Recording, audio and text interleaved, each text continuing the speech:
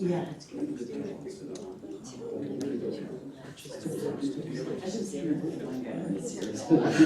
got my handwriting. All right. Okay.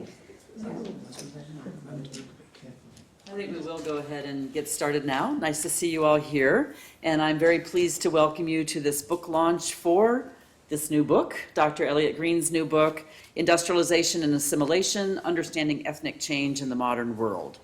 It was just published by Cambridge University Press, and we expect that it will make a strong impact on the study of ethnic change. So congratulations, Elliott, and we're very glad to be here with you for the launch of this book, the London launch of this book. The London launch of this book. So the general plan of the evening is that after I introduce the participants, Elliott will briefly introduce the book. And then we are pleased that we have two eminent discussants with us tonight to talk about the book briefly and to give their reactions to the book, Dr. Maya Tudor and Professor John Breuilly. And then we'll open the floor to those of you who are here for your comments and questions. We will end promptly at 7:30. And you probably saw this on your way in, but copies of the book are available for sale afterwards outside in the room, and indeed she was there now, so we know that they're there. So to introduce our discussants first, Dr. Tudor is Associate Professor of Government and Public Policy at the Blavatnik School of Government at the University of Oxford. Her own most recent book was a monograph from Cambridge University Press also, The Promise of Power, on the divergent outcomes of India and Pakistan after independence. She is a well-known scholar of nationalism, working on a couple manuscripts currently with that theme, and has numerous other publications on related topics. So we're very glad to have you here today and are looking forward to your contributions from that standpoint. Professor John Breuilly of LSE's Department of Government is also a welcome discussant. He has a long list of publications. I'm only going to highlight a couple of them. He's a well-known scholar of nationalism also. His work focuses on Germany and modern Europe, and has a classic monograph, Nationalism on the State, with an impressive number of citations that I found on Google Scholar, and has also edited the Oxford Handbook of the History of Nationalism and much more. So very eminent discussants, both of them, and we're very pleased to have them here with us tonight. Elliott Green then is my colleague, an associate professor in the Department of International Development here at the London School of Economics. We are gathered to launch his book. It builds on about 15 years of research on related topics. He's been using surveys, field work, documents of various kind, primarily in Africa, the field work in particular, to understand both the origins and consequences of ethnic identities.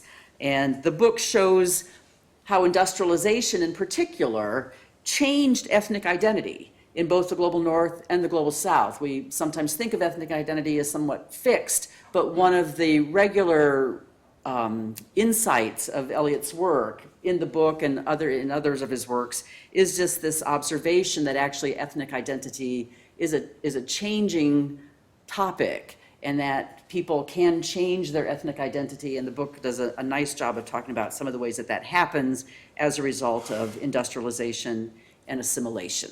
So I don't want to take too much of the time, so I'll just call Elliott up to give you a brief overview of the book, and then we'll have the discussants.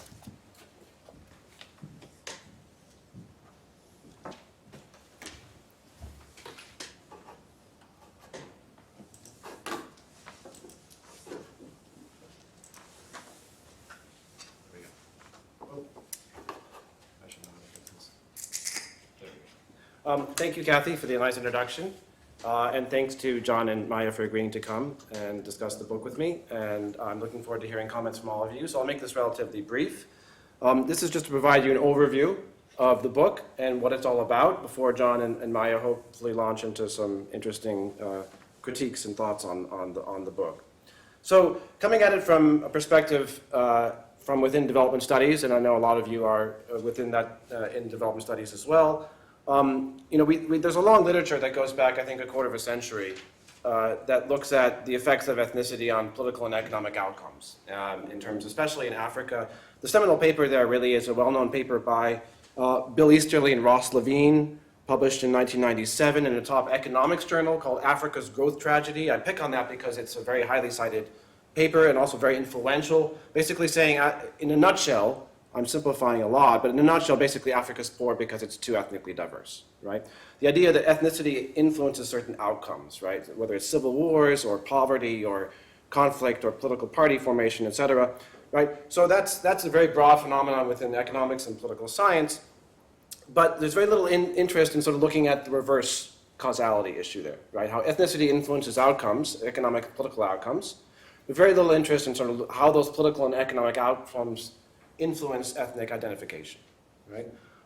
What evidence we do have, again, from economics and political science is really focused on long historical processes, like the human settlement out of Africa, 50, 100,000 years ago, right? Or geographic land endowments, right? Various papers on that. So basically, what I'm trying to do is show that you don't have to look that far back in history to understand why ethnic identification forms and changes. You actually have to look at something like structural change that you get through industrialization, right?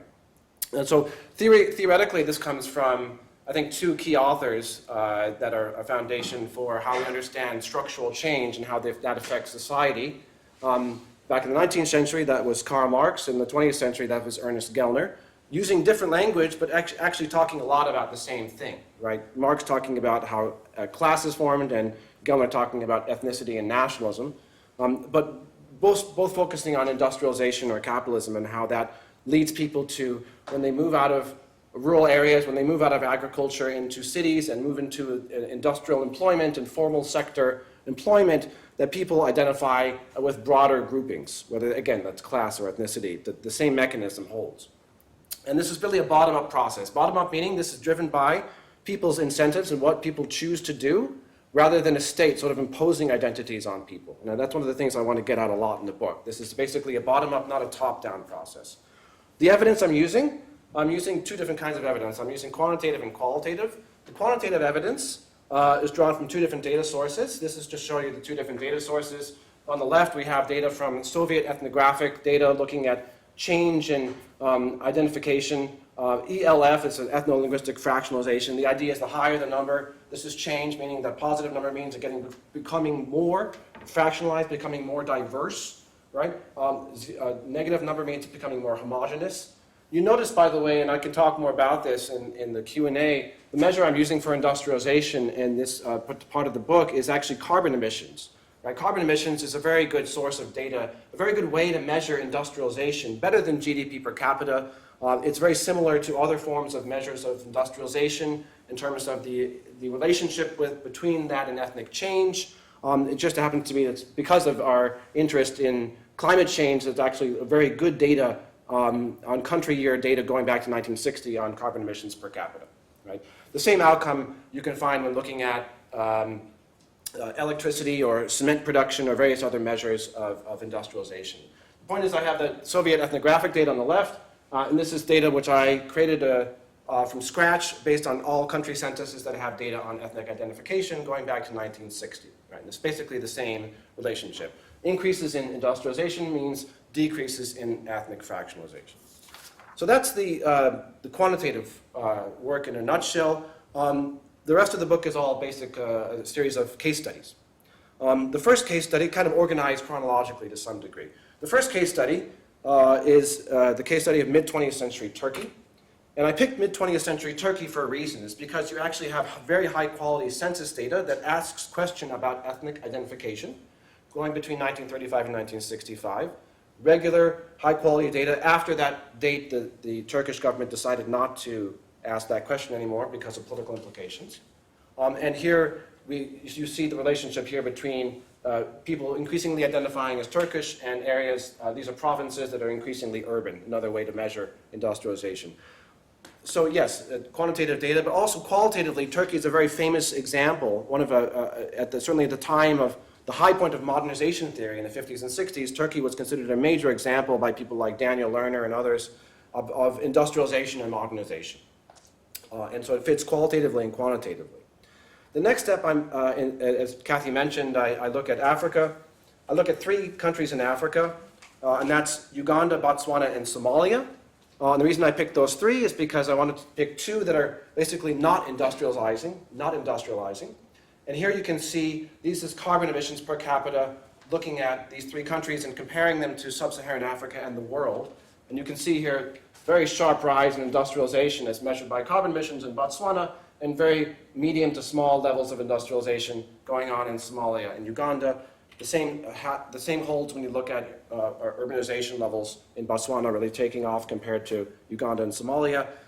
The evidence which I present is basically that we don't observe, as expected, we don't observe any degree of ethnic fraction, any degree of assimilation in Somalia and Uganda. In fact, we see the opposite. We see the creation of new ethnic groups. We see the fragmentation of ethnic identification in Somalia along clan lines.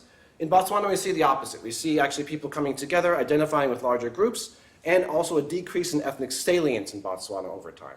Right? Again, based on qualitative information, I especially focus on parliamentary debates in both countries, at least in Uganda and Botswana, which indicates the degree how people talk about ethnicity as well. In Uganda, we tend to talk about it, people tend to talk about it, at least in parliament, as a very primordial sort of non-changing phenomenon. In Botswana, there's clear recognition that ethnicity is changeable. The final two case studies are from the global north, but from indigenous communities, and that's from Native Americans and in the US and the Māori in New Zealand. Why I chose those is because, generally speaking, industrialization, like urbanization, tends to be a kind of a one-way street.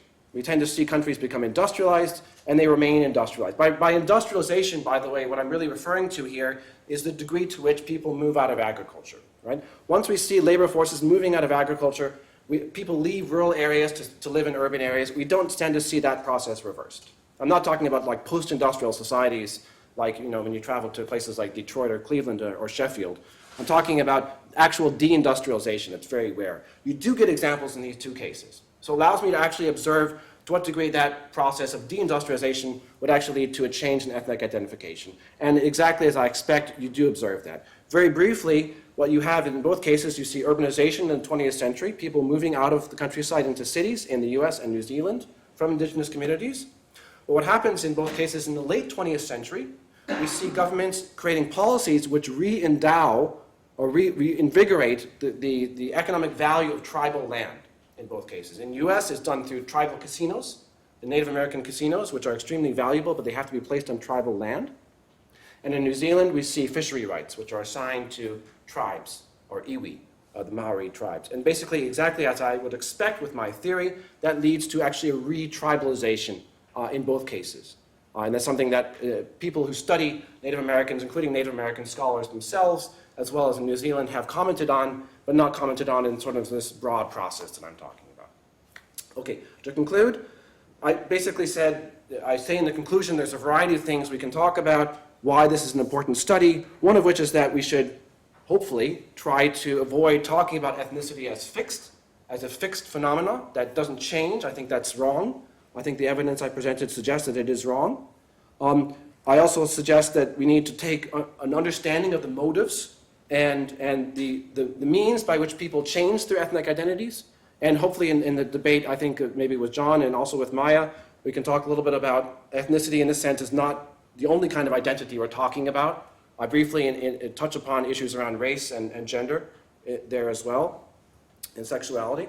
And lastly, again, bringing it back to development studies, I think this is hopefully another piece of evidence about why industrialization is so important as a topic, right? Within development studies, but also more broadly in social science, right?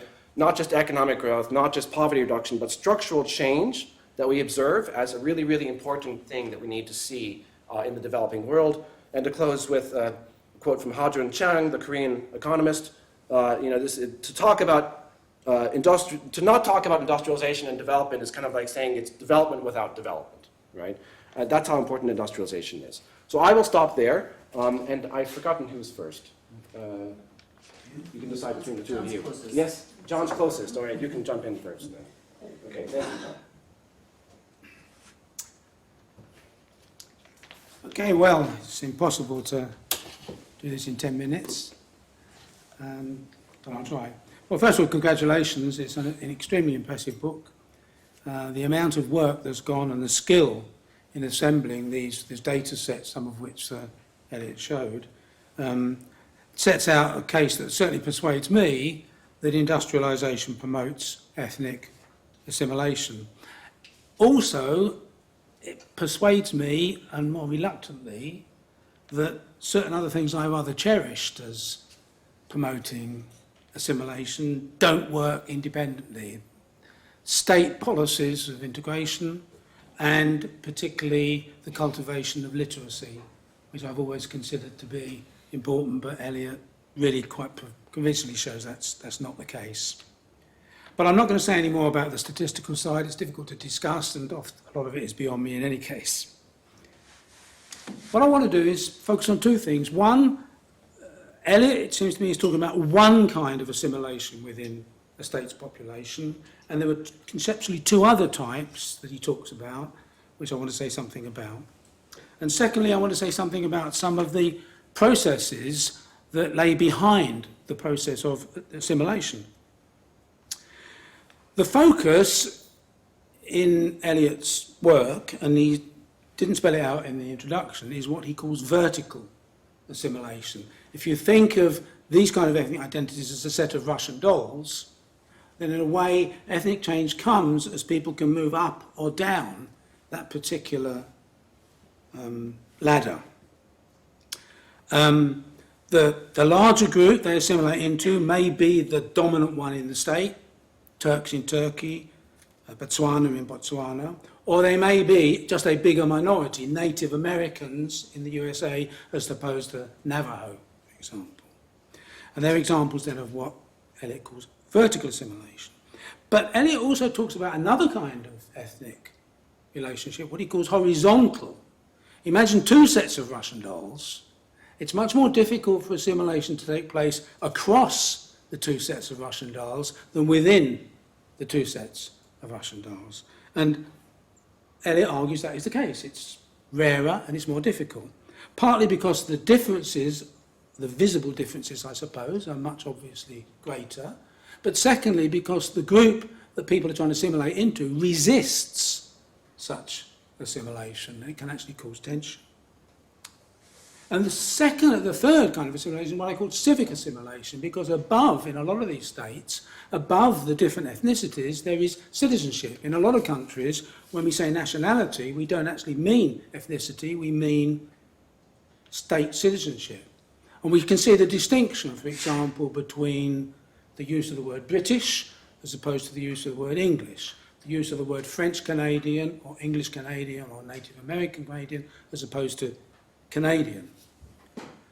And I think one thing I'd like to see investigated a bit more is the relationship that has to ethnic assimilation. That if people can move up into that, and let me just say one little story. I have a friend who grew up in Mombasa, and he says it's quite clear the Luo in Mombasa are completely distinct from other people in Mombasa. They come from the west of Kenya. But they're good Kenyans, he says, just as the people of Kikuyu are good Kenyans. In other words, in a sense, ethnic assimilation doesn't matter because they found a higher level. So what is the relationship between these three kinds of assimilation? And also, can some of these arguments be extended to groups that are not strictly ethnic? For example, looking at Protestant-Catholic relations in Belfast, or Shia and Sunni Muslim relationships in Baghdad, and so on. And the cases that particularly interest me, for example, German-Czech relationships in Prague in the 19th century. I've got a bit there about that, but I'll shift in order to keep to time. And the question is, does civic identity offer a vertical move up out of the ethnic barriers, and might that in turn have a feedback effect? But as people increasingly associate with one another and intermarry and so on, that then overcomes the horizontal ethnic assimilation barrier. All this requires also an attention to processes. Now, Elliott provides some fascinating attention to what he calls retribalisation. For example, in the case of people who are redefining themselves as Navajo. But that looks to me very opportunist. I mean, Elliott criticises that, but it does look to me as though people are saying there's money in this lower level identity, so we're going for it. So it does raise the question of what is involved in ethnic change. Is it, Elliott used the word incentives quite a lot, is it straight instrumental, Or are there limits through ethnic identity itself on what can be done? So there's at one extreme, there's what I would call ethnic opportunism. I think at one point Elliott uses the phrase, an ethnic hat track. You go and you choose whichever hat, and I've got a lovely quote, but I won't give it, from Kampala, where somebody quotes somebody going from one place to another, and he emphasises a different identity according to who he's talking to and what kind of job he's trying to get. But then there are other more incremental choices. People don't necessarily in a very opportunistic way do things, but for example, they have to start learning the dominant language. So they have to change themselves in linguistic terms in order to get on. Perhaps they start, and it may have a gender element to it as well, they start to marry into other groups, partly again opportunist, but it's not opportunist in the strict hat changing, it's a bit too one way for that. Then there's also something which, as an historian of nationalism, I particularly stress, but Elliott, I think, has persuasively downplayed, which is the work of elites in deliberately cultivating ethnic identities, so-called ethnic entrepreneurs. What role do they play? Are they merely intensifying existing identities, or are they actually creating newer sorts of identities? Historically, Peter Heather, for example, in his book on the barbarian invasions, talks about some of the barbarian groups being what he calls supergroups. In other words, for military purposes, they come together and they emphasise a big identity, but then at another point they don't. Elliott, in his concluding chapter, addresses this accusation about ethnic opportunism, not just in terms of ethnicity, but in terms of race. Some recent high-profile cases of black people who've been accused of impersonating white and white impersonating black. But of course we also now have it in other kinds of identity questions, gender and sexuality identity questions. And does that raise the issue that assimilation might get more possible the more people accept that identity change isn't so fixed? But there does remain just one thing that really worries me, which is the barriers to horizontal ethnic assimilation. Isn't it maybe the case, I want to ask Elliott this, that industrialisation here may actually intensify relationships? If the host group resists incomers becoming part of their group because they're protecting resources, jobs, houses or whatever, might this actually in fact not increase tensions and conflict? And of course, a lot of the studies of ethnicity have been more about issues of nationalism and conflict than about assimilation. Those are questions to raise, but let me just finish by saying this book takes on really big issues and is extraordinarily good. Thank you.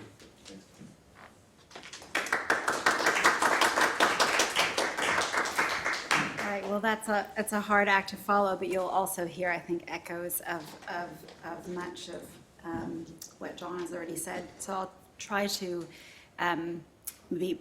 give a little bit of a different flavor to some of those themes. So, like John, I agree, Elliott. It is an incredibly ambitious book. This is a magisterial book in its range.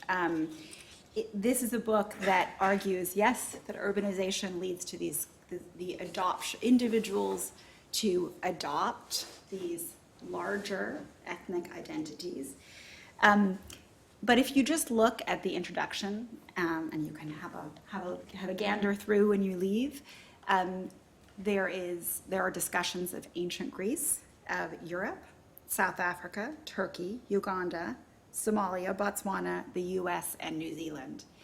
And there is quantitative evidence for many of those cases. So it's incredibly evident that this is a book that is long in the making, and it's going to have a huge impact on the field. So that is, I think, again, a huge congratulations on that.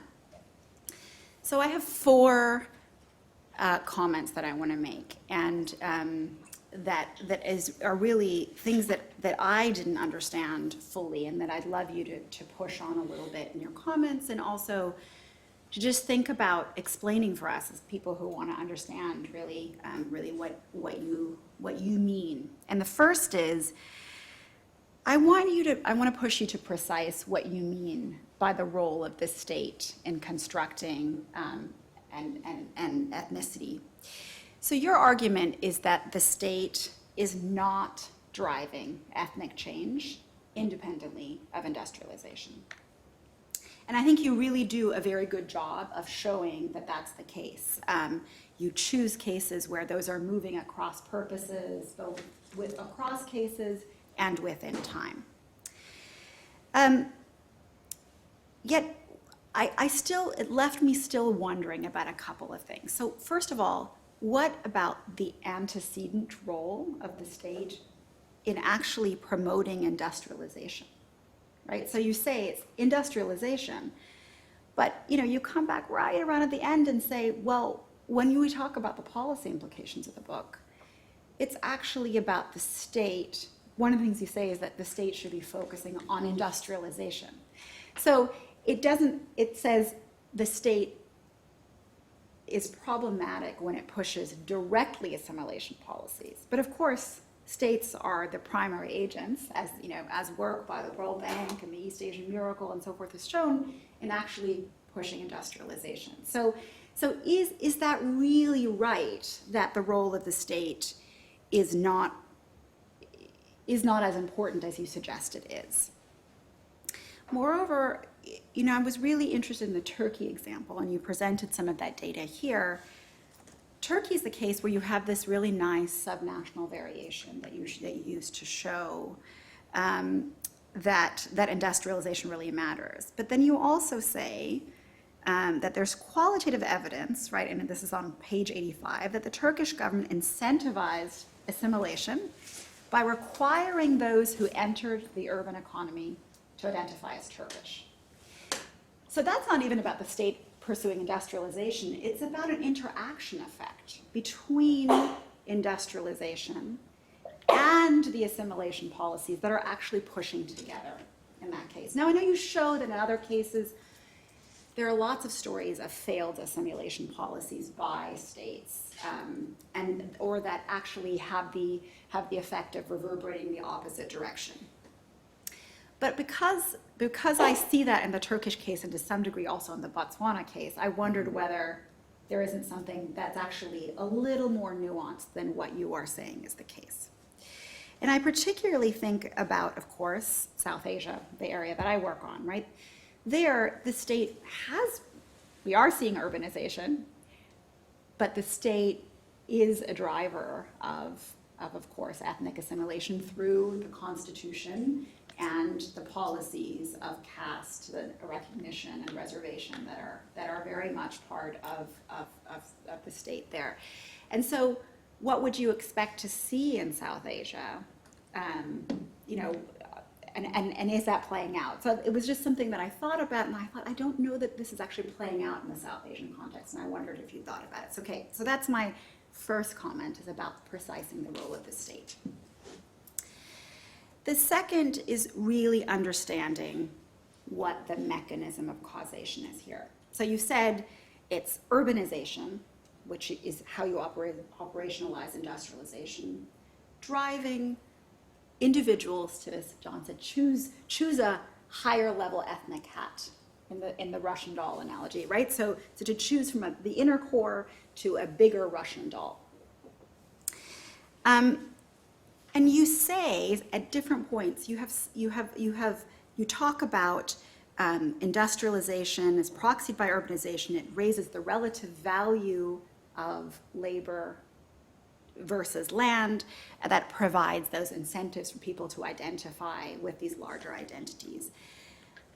But for something that's actually a bottom-up account, it's not actually very bottom-up, right? In the sense of, when I think about an individual who is moving from the country to the city, I would have loved a little bit more of an account of what exactly is doing the work there when an individual decides to identify. Is it that they are coming into contact with other people and they realize that there's a real ethnic hierarchy to the state, and they want to instrumentally, as John said, identify as the for example, in the Botswana case, as Botswana, is it that over generations people are intermarrying across ethnic groups, and so people have a choice where they didn't before, right? So understanding at a more granular level what the mechanics are for individuals to be able to choose the higher level rationale. So can you just say a little bit more about that?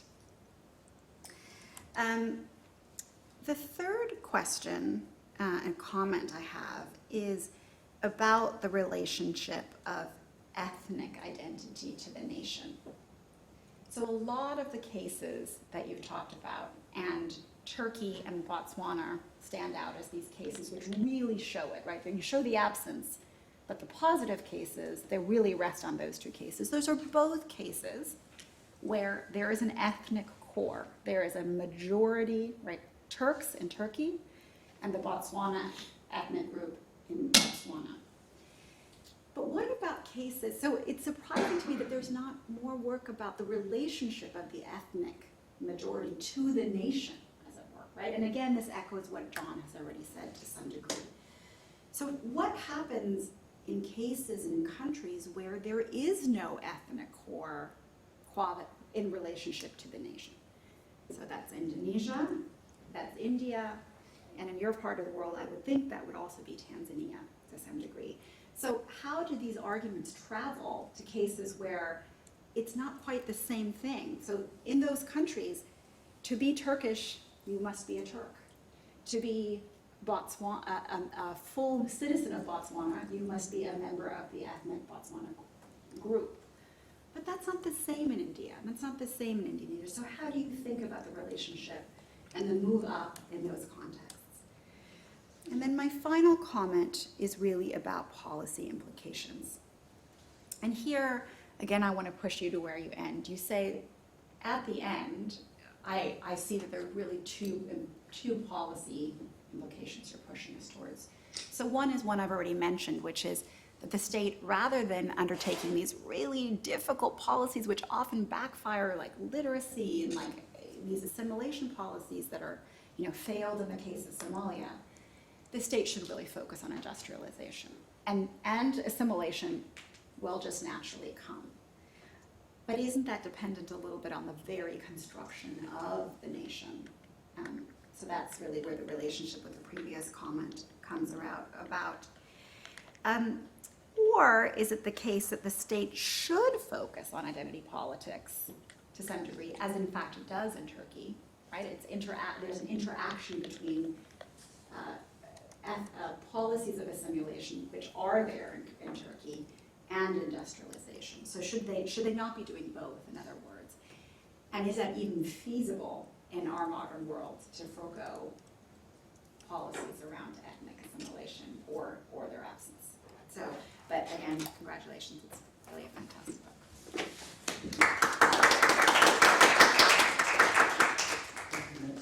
Yeah, I'll respond briefly because I want to open up the floor. I'll just say a few remarks, and then I want to hear from the rest of you. In order, first of all, thank you both for the wonderful comments, and I won't be able to respond to all of them because they're quite thought-provoking. The first thing I'll just, in terms of John's comments about horizontal and vertical. So I think at one point in passing I may have mentioned there's two four-letter words which come from anthropology, which I find very useful. And I think that's something I may want to work on a bit more, is bringing those words into outside of anthropology. The words are emic and etic.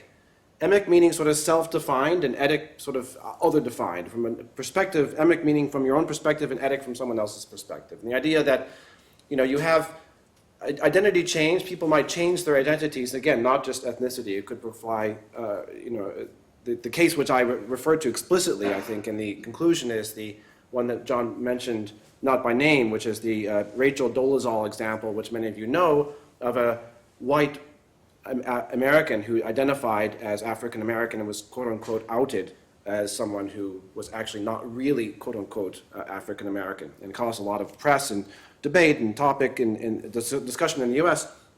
And that's a clear example of someone who sort of, from an emic perspective, identified as African American, but ethically, from the outsider's perspective, didn't fit into that group, right? And that's, I think, one of the key things to understand is when we're thinking about ethnic change or horizontal change is the reason why vertical change, I think, is much more possible is because you are moving within groups you are already members of, right? You're changing the salience that you attach to those groups. So therefore, you're not, you're already a member, and therefore you're not going to be denied membership, right? Whereas if you're moving across group, in that case, which I mentioned the example of racial passing, someone who emic identification is not matching with the etic identification. And I think that's a concept I think that anthropology has a lot to teach the rest of us, and I think it's very useful to think about it that way. The second thing to mention in terms of John's comments was about industrialization, intensifying relationship. Yes, one of the things to make a clear point of is that we have more at stake. Now that might not be about industrialization, it's about the creation of the modern state. In terms of modern welfare states where they spend money and being a member of one group or another has more incentives attached to it, right? There's more at stake in terms of what you gain from being a member of one group than another. In a pre-modern society, pre-modern state, that identity choice was less important. So I think that's part of the tension there. Briefly to Maya, again, there's a lot to think of here. I think one of the things that's in common with both of you is the role of the state. I do admit, yes, sometimes I think there's a tendency in social sciences or perhaps across academia that we want to make simple arguments, but we also recognize that nuance is really what's going on. Yes, that's very true in the Turkey example and elsewhere. That on the one hand I'm saying, well, states, I hope I don't say states don't matter. Maybe I imply that at some point, but certainly that's not true. There is, of course, a nuanced role in terms of creating incentives for which people identify. The reason why I find Turkey interesting, let me just go back to that slide very quickly. I did put this up here for a reason. You can see there's two outliers here, right, in terms of this relationship. And the reason why I mention this is because it kind of refers back to this idea of how states can interact with their population. One outlier is I'm going to mess up the pronunciation. I don't speak Turkish. Elazig and Erzincan. And that's an outlier because that was an area that had a big rebellion, the Dersim rebellion in the 1930s against the state under, I think it was then Ataturk and his successor. And the response by the Turkish state was extremely violent to the point where there's debate in the literature about to what degree this is actually a genocide. In this province today, I think it's called Tunceli, is still, the legacy of that conflict is so severe that even today it's the least populated province in Turkey. So you have identity change in that sense is affected by basically killing people, right? And of course that's going to be an effective strategy, right? By just killing people. But it's not a long-term process by which you want to encourage states to do, and that's basically extremely heavy-handed, right? The opposite example you see in Soru or Koru, which is an area in northeastern Turkey, and in there actually you see ethnic identity change, and that's done through a tea processing. Basically a tea industry was created in the rural countryside, which basically was the creation of a tea industry, namely it was industrialization, but it was actually done through the encouragement of the Turkish state in a much less violent way. In fact, a completely non-violent way, in a very good way, but by promoting industrialization and generating higher incomes, and people identifying increasingly as Turkish instead of the Laz, which is the local ethnic minority. This is near the border with Georgia in northeast Turkey. So you have two examples from the same time period, which is basically showing, yes, the state can impose itself violently and kill people. That's one way to impose identity change, or it can actually produce a much more peaceful way to do that through industrialization. So absolutely, the state is having an effect, but you have different effects generating by different state policies. I'm gonna stop there and take the rest of the comments as thoughts for future work and open up the floor for questions. Okay. Oops. Do we have a microphone? Microphone's over there. Green light's on.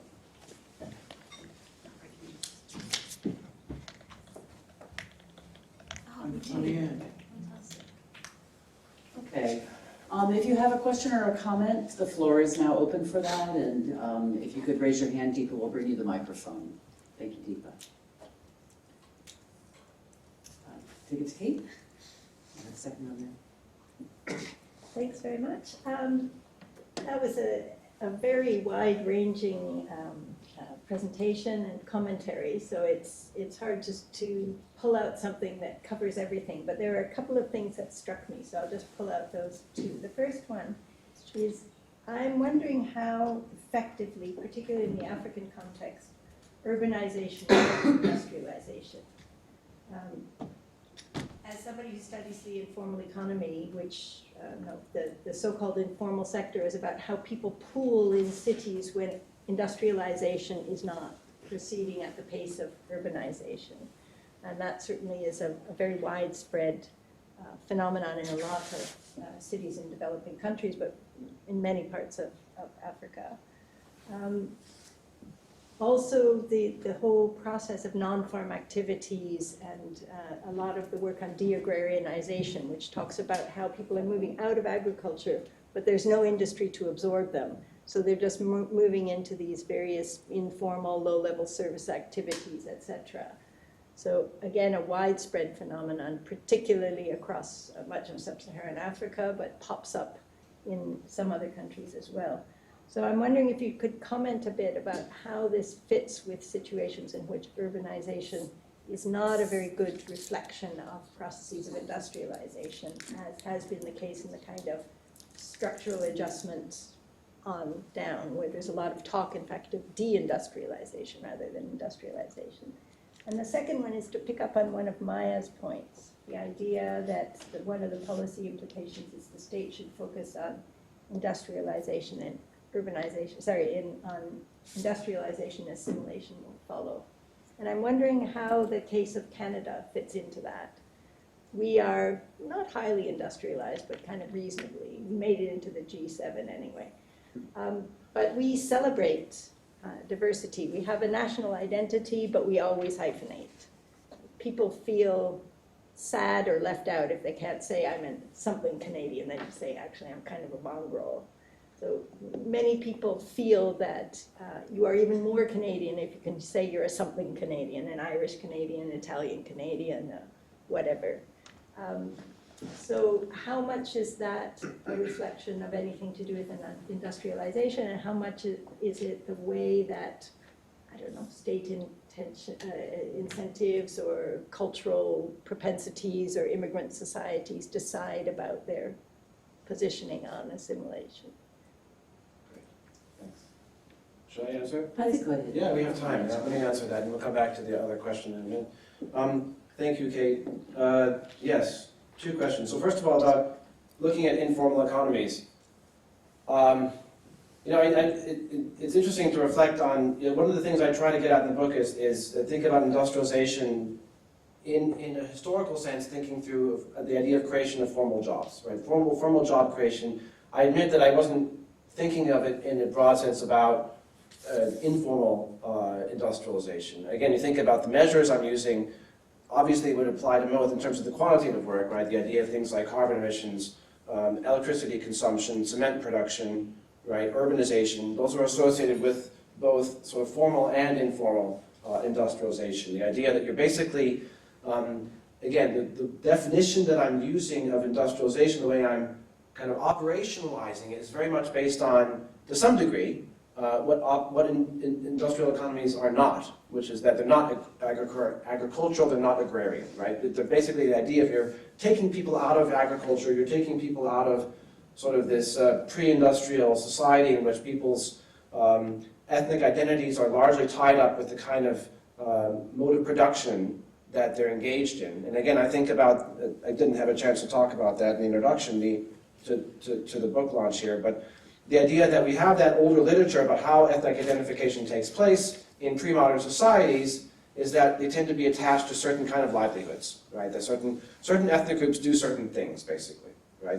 And the idea of industrial society is that destroys that link between ethnicity and livelihood, right? So people move into urban sectors, whether it's in the informal or the formal economy, and they will be engaged in activities where their previous sort of rural ethnic identity is less important. Now again, you know much more about this than I do. There is a link, there is literature on the degree to which informal economies, people still retain those previous rural identities, and we tend to see certain ethnic groups, even in industrial societies, we see certain ethnic groups working within certain sectors, right?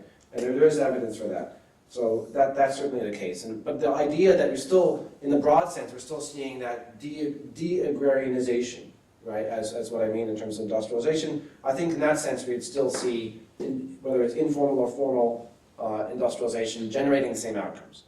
Having said all that, one thing I do mention, I think, in passing is Danny Roderick's work on what's the phrase now? I'm losing it. Basically peaking manufacturing as a sector of the economy, peaking earlier, premature deindustrialization, I think is his phrase, right?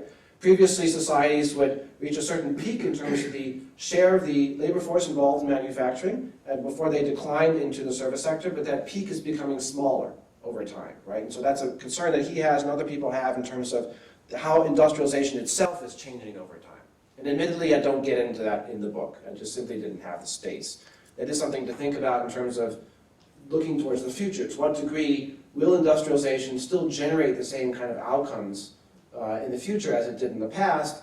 I recognize the kind of industrialization we think of. Well, by the way, this, I should mention in passing, this picture, as you can see here, is of workers polishing diamonds in Botswana. I chose that picture because I had a very long look at the literature on Botswana and books on Botswana, and I couldn't find, I think this is true, I could not find a single book in the academic or even non-academic book world that had a picture of the Botswanan diamond industry, which I find shocking because it's one of the most important industries in terms of success in Africa, in fact, in the developing world, right? But I was going to say, my second choice, the one that I originally thought of having, was the Diego Rivera murals in the Detroit Art Museum. It was at Red River Fort, at that time the largest auto factory in the entire world outside Detroit, right? And Diego Rivera, again a noted Mexican and also quite a serious communist artist who did these massive murals on the walls of the Detroit Art Museum, which I highly recommend anybody to view. They're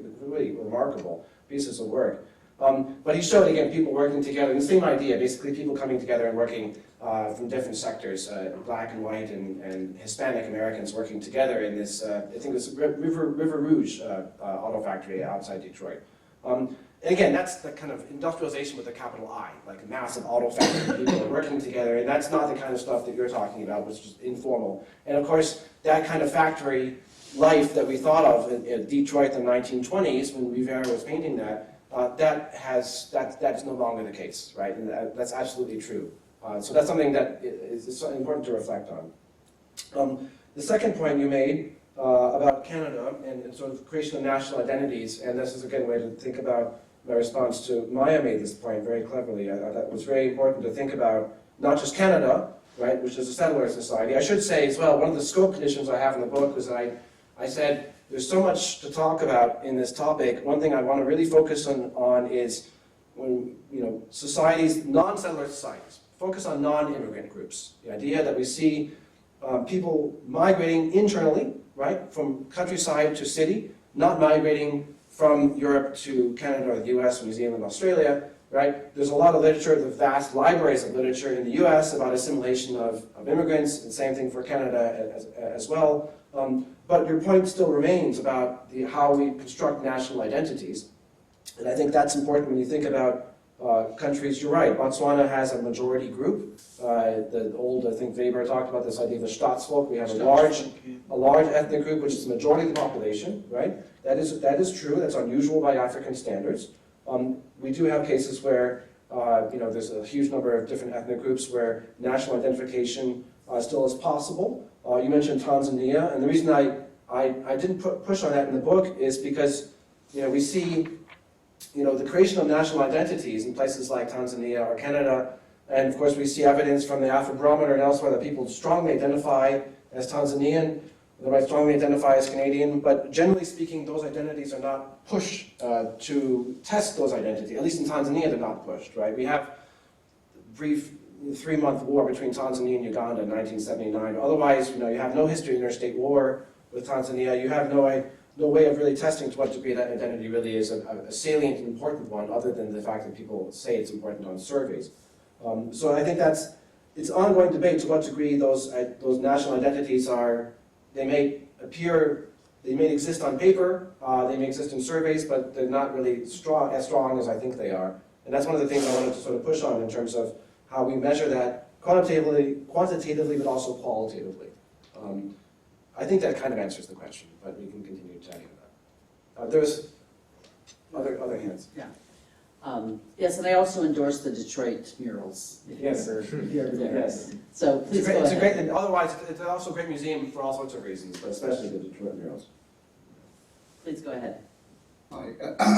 Oh, sorry. Thank you very much for a very illuminating discussion, and I'm glad to follow a fellow Canadian here. And I'm also heartened to see all dimensions of Canada, starting from English and French Canadians to the discussion that just happened. So I think in Canada, there's also the case of a recent wave of cases of impersonation or theft of Indigenous identity or heritage, where individuals, high status, judges or professors have misused or misstated their Indigenous heritage for professional sort of advancement. So by the way, my points are sort of questions / comments. They're not necessarily to be directly answered. Secondly, myself, I can definitely see the picking the hats as depending on the context, right? For example, I probably have 5 different hats that I would pick from, Canadian, Chinese Canadian, Hong Kong Canadian, Hong Konger, or Hong Kong Chinese Canadian. So, that's the second point. Third is, I think, was addressed by your question regarding sort of immigrant societies. But I guess there's also, the issue of domestic versus transnational immigration, right? So those could be different, and then whether there's push versus pull factors and which one is predominant. There are issues like, sort of empire and slavery and family reunification, etc. Then I was wondering, perhaps you could elaborate on specific types of assimilation policies that might be detailed in the book, but perhaps not touched upon in the discussion. Fourthly, I think recently I've come across different societies where there are very nuanced differences in names, right? For example, Bosnian versus Bosniak, right? Bosnian being for the country of Bosnia and Herzegovina versus Bosniak, which is an ethnic group in BIH, because there are Croatians and Serbians also in BIH. Similarly, Azeri versus Azerbaijani, for instance. Then, for example, there are certain things that might be trivial, like the order of hyphenated identities, like British Asian, British Iraqi versus, why is British first and not second? Whereas, for example, Korean American, African American, why is American second? So. Then another point is, what about sort of fusion identities over centuries rather than recent, more recent sort of assimilations, right? So like Peranakan in Southeast Asia and also Mestizo in the Americas. Then I guess we touched upon a little bit on the avoidance of mentioning ethnic identities. You mentioned in Turkey, they stopped asking about ethnic identity, right, in the census. In Rwanda, of course, post-genocide, they stopped putting that on the ID cards. And I guess something I encountered recently found out was in Switzerland, they don't put the place of birth on your passport if you're naturalized Swiss, right? Which is, I think, quite a unique example. So why do they do that, as opposed to like other societies where that's still quite prevalent. Another point is British nationality law, right? Because it's quite unique in terms of there are differences between British nationals and British citizens, and there are also different subcategories as well, right? British national overseas, to Hong Kongers pre-97, but then also British citizens. There's the standard British citizenship, but also British overseas. Territory citizens or British dependent territory citizens, BOTCs, BDTCs, etc. And then lastly, is what do you think about countries that offer citizenship to descendants of historical migrants, like Italy and Ireland, no matter how far back you go, even on one side of your family, they can offer you Irish citizenship, Italian citizenship. And similarly, the notion of overseas Indian citizenship, OICs, and the role of that in identifying ethnicity or identity, etc. Yeah, thank you. Great. Those are excellent questions. I will try and tackle as many as I can. So, another question about Canada. So I can talk more about Canada. I do talk about Canada in the book in terms of Native First Nations and Indigenous peoples in Canada. And I think it's interesting because, like I said, I picked on the Maori in New Zealand and Native Americans in the US. I chose those two cases, like I said, because they represent, you have that industrialization leading to assimilation, and you see a reversal of that process because you have state policies which are re-endowing tribal land with economic value, right? Which leads to that detribalization. I think there's evidence in both cases of detribalization, which in part, retribalization, which in part actually means that there's actually less emphasis on a sort of pan-tribal identity, right? We see kind of a rise and fall of sort of pan-tribal identification. In the US, we have sort of, to some degree, linked up with the civil rights movement in the 1960s and 70s. We have Black Power, which is then also imitated as Red Power, right? Sort of Native American groups, sort of, some of them are very, very vocal, some of whom are more political and less vocal, but the point is that there's sort of these sort of pan-tribal groupings. They exist in the US and New Zealand. They also exist in Australia and Canada in the same way. And I think there's evidence there. Evelyn Peters, I think, is a Canadian scholar who studied this a lot. There's a bunch of Canadian scholars who've written about this process. What you don't get in Canada and Australia, I should say, among the Aborigines, is you don't get that reversal. Because I think there are casinos in Canada, but they're not tied up with tribal land in the same way. And they also have casinos which are not operated at all by tribes, and so basically the incentives, the economic incentives attached to casinos that exist in the US are not there in Canada, and so you don't get that reversal of the process. The same thing, like in Australia, you don't get, like I said, New Zealand, you have fishery rights, which are attached to tribes. You don't see that in Australia, so basically that's the contrasting examples.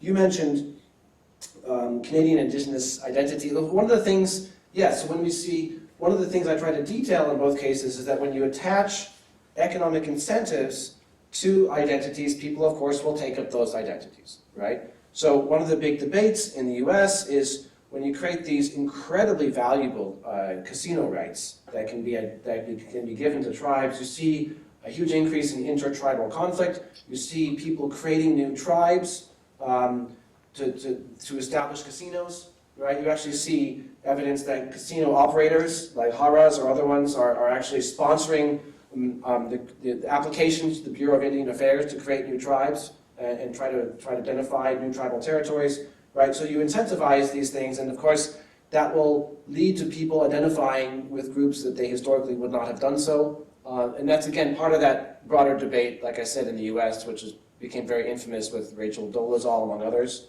On the other hand, and I do quote some anthropologists who worked among Native Americans about this, they said, on the one hand, we have people who are blatantly lying, effectively, right? They really are lying about their historical racial identity to gain access to money, whether it's through casinos or whether it's through something else. And that includes, of course, people who might, Dolezal was infamous because I think she identified, the claim was that she identified as black or African American, because then she worked, I think it was Spokane, Washington, the NAACP branch, right? So the idea was that she utilized her African American identity for personal gain, right?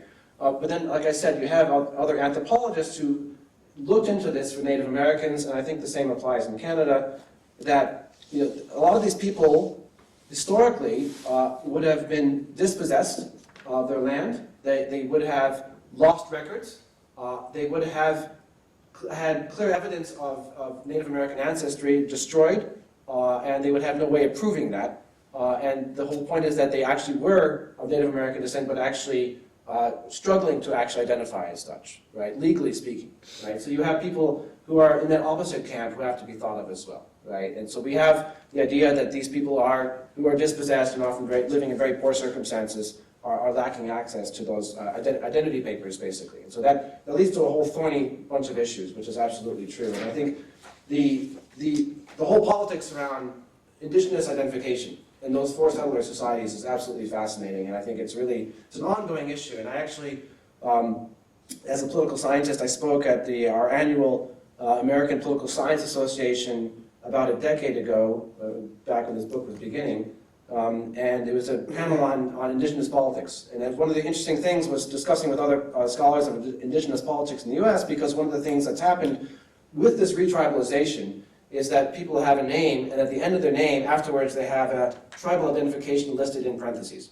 right? And there's a big debate among Native American scholars and Native American activists about to what degree that's a good thing or a bad thing, right? In some ways, you would say, why do we need to be pigeonholed into certain identities, right? That everybody has to have, if you don't have that, parentheses after your name, you're not a real Native American, right? You have to be a member of a tribe. Right, which is interesting because going back to the 1960s was exactly the opposite movement. The idea is to move beyond tribes and move towards a broad Native American identification. Right? So there's a tension going on, which I think is quite interesting. Anyway, I can go on about that, but I wanted to mention that as regards Canada specifically. You talk about how identities are fused over centuries, like mestizo, right? Or you have, sort of colored identity in South Africa, or the sort of Cape Verde, and other examples where you see basically, and this goes back to Maya's point about intermarriage. I think Maya mentioned. You mentioned that, didn't you? Yeah. And I think so. One of the things as well, one of the scope conditions in the book that I try to focus on is say I'm talking about people themselves, individual ethnic identity change, not intergenerational change, right? Because we do know people marry. Other people from different groups, they have children, right? Those children are effectively, in some cases, forced to choose between one or the other. Perhaps if that happens enough, new identities are created. Like I said, the existence of mestizo or colored people, previously non-existent groups, those exist now. Those groups now do exist. We see that, again, referring back to the US, now, as of 2000, I think, the U.S. Census, you mentioned censuses, the U.S. Census now allows people to identify more than one racial group. Previously, you weren't allowed to, right? And now we have large numbers of people who do identify as mixed race, right? Talking of identities, that was your next point about identities on censuses, and I think that is interesting. There's a lot of literature. One of the quotes in the back is from a friend of mine, Evan Lieberman, who's done interesting work. I urge you all to look at that. He does work with Prerna Singh about the degrees to which states do ask questions about ethnicity leads towards, on things like censuses, right? The more times you codify ethnicity, the more people, those identity groups become more solid, right? In that case, yes, he's absolutely identifying the role of the state in increasing ethnic salience, right? By asking about those questions. And that's why we do have states that don't ask questions, like Turkey. Tanzania is another example. It hasn't asked a question about ethnicity on their census since 1967. Rwanda, another example from Africa, explicitly says nobody's allowed to talk about ethnicity, right? Now again, to what degree, that's certainly true. I think Evan and Prerna's work on this is very important. To what degree that, that's going to solve all ethnic conflict in the world just by not talking about it, by not mentioning it, I think that's a step too far. I think absolutely it does have an effect. But we know that evidence anecdotally from places like Tanzania, Rwanda, elsewhere, where people, Turkey, very clearly, right? Not talking about it, not asking questions about it doesn't mean these issues all go away. And I think that's one thing that's key to think about. We certainly know that censuses are extremely important, but we also know that that's not the only way states can deal with ethnic identification. Lastly, you talked about historical migrants. You mentioned Ireland and Italy. I mean, one of the other questions I mentioned in passing, John knows a lot about this, is the case of the Germans who lived, the Aussiedler and the people who lived scattered across Eastern Europe. To what degree some of them may still identify as German or not after centuries. And that is interesting because that does raise questions, again, going back to Maya and John's points about ethnic versus national identification. Right? You might have centuries ago or 2 or 3 generations ago have identified as a member of a certain group, but now you're living in a different country, right? That would apply, again, in this country, it's quite clear we have people like Rishi Sunak, right, who's not Indian, his parents aren't Indian, right? His ancestors are Indian. So to what degree is he Indian is another interesting question, right? That applies to many people in that kind of situation. So, but very good questions, thank you. I have a very loud voice, if that's fine. So your examples about retribalization actually reminded me of the Muisca people in Colombia. So basically, people at the outskirts of Bogota who just reassume an indigenous identity on the basis of believing they live on ancestral land. And that is not necessarily for financial incentives, even though they would get some benefits if they were a recognized tribe. But it's also like sometimes just a cultural quirk that people pursue. And at the end of the day, it's kind of an interesting topic since you can't really, like these identities are very fluid, the boundaries are very fluid. A lot of those people, you can't say if you speak the language you're indigenous, because a lot of modern recognized tribes in Colombia don't speak their ancestral language anymore. You can't say, well, you don't look indigenous, because a lot of those that identified Muisca in this new cultural movement are actually physically indistinguishable from actual indigenous people that have lived on these ancestral lands, right? So I think that is just quite interesting how people pursue these kinds of self-identifications, even just out of lifestyle choices or out of cultural meaning that they try to establish for themselves.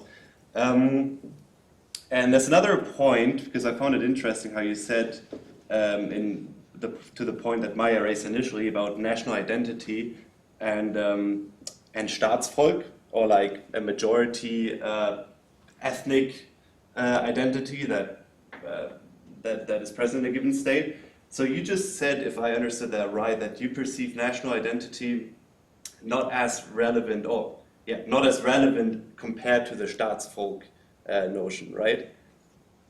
So I was just wondering, if you have a case like India, where you don't have a dominant national identity per se, but like a dominant linguistic identity, then you could say, well, this is not really a Staatsvolk notion, but at the same time, it's this linguistic identity, Hindi speaking / Urdu speaking, this kind of construct of Hindustani nation becomes very relevant if one looks at India's nationalist politics, for instance. So I was just wondering if you don't consider this, or like a case like India, as a sort of intersection between, this notion of Staatsvolk and the construct of national identity, and how it's quite fluidly intertwined with ethnic notions of identity. Great, thank you. That's an excellent question as well. Two parts. So first of all, you mentioned Colombia. I mean, one of the things we do observe is, again, this related work that I've done in terms of when we see the ethnic identity of the president changing in Africa. I showed this in a separate paper not related to this book. We do see people identifying more with that ethnic group in anticipation, perhaps, of receiving goods and favors from the government. I mean, I think that anecdotally, that's my understanding of what I've read about, like in the case of, when Evo Morales became president of Bolivia, more people started identifying as indigenous communities, not necessarily for purely, economic incentives that they would receive more goods, but also partially a psychological effect. Right? The idea that we have a leader who's actually willing to identify as an indigenous person, and therefore, it's actually okay to identify as an indigenous person. Previously would have suppressed that identity, and now it's actually accepted, and not even just accepted, but promoted to some degree, right? So that again is going back to Maya's point about the nuanced role of the state. Yeah, who's in power does make a difference, I think, right? And I think that's clear in various parts of the world. I will say that, again, I had too much to tackle. I didn't really talk about Latin America very much in the book, but I think there's a lot to talk about there. The Indian example, I wouldn't say I'm saying national identity doesn't matter. I mean, I think it's extremely important, and I have done work with the survey data I was slightly poo-pooing before, but I have done work on that and looking at how people identify in surveys. I think that is important.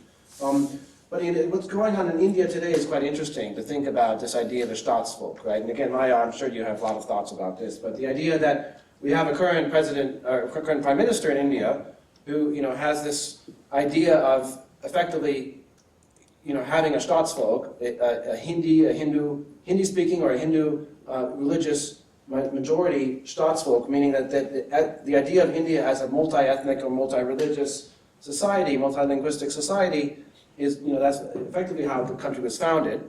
Along sort of the lines of many parts of Africa, sub-Saharan Africa, but we see attempts to sort of impose a very sort of mono-ethnic or monolinguistic identity on a country which doesn't have that history, right? And I think there's that tension in countries where, with there's high levels of diversity, there will always continue to be attempts to sort of impose a single identity on people. And I think that's ongoing. India, one of many examples of that. And we can see that, again, in parts of Africa to some degree as well.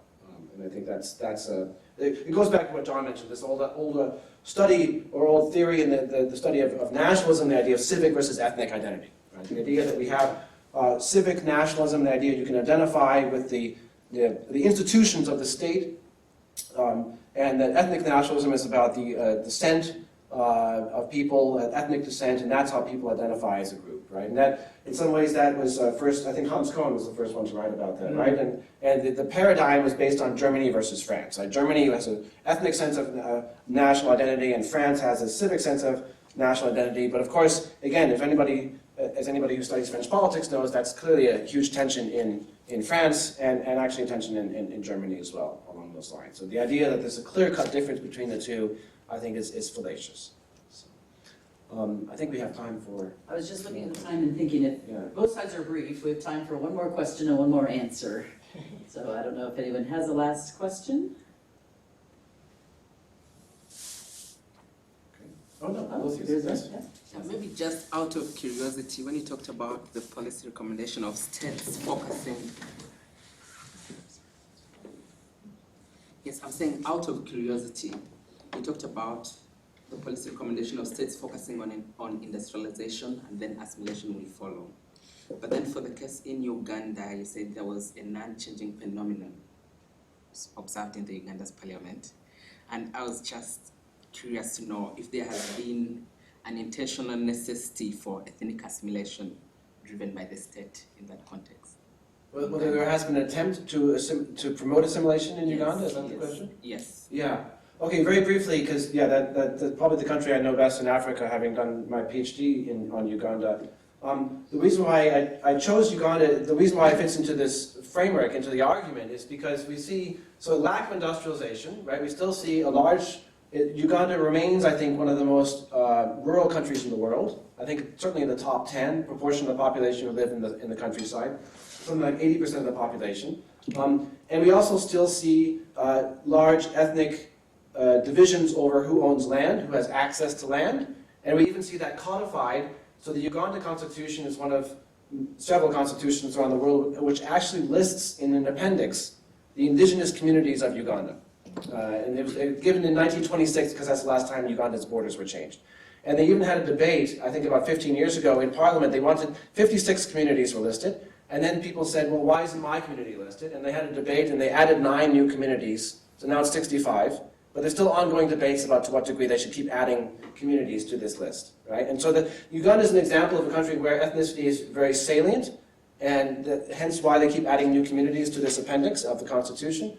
But the reason why it's salient is because we have this association between ethnic identity and owning land, right? And access to land, right? And so indigenous communities in certain areas have access to that land, and therefore other communities don't. And so we have that ongoing debate, I'm sure you know very well, and especially parts of western Uganda, which is more densely populated, between sort of locals and non-locals about who can access land and who can't, which has led, unfortunately, in some cases, to actual violent conflict. And so that's why I brought up Uganda within that context.